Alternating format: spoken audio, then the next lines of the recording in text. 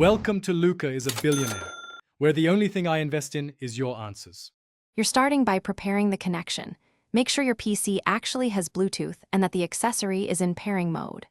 Open Settings, go to Devices, then Bluetooth and other devices and switch Bluetooth on.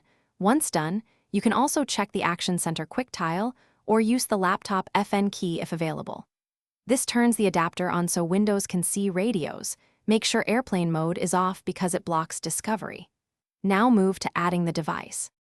You'll add the device by choosing Add Bluetooth or Other Device and selecting Bluetooth.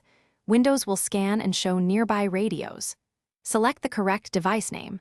Why this matters is to avoid pairing wrong gadgets and confirm any PIN or accept the pairing prompt on both ends.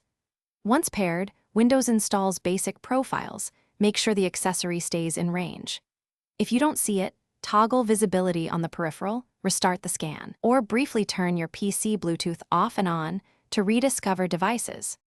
You finish by confirming Windows reports the gadget as connected.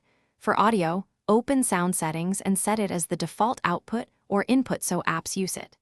If functionality is limited, open Device Manager to update the Bluetooth adapter driver or re-enable related services. This fixes many issues caused by outdated drivers. Once done, test audio or data transfer. If things go wrong, remove the device, restart the Bluetooth support service.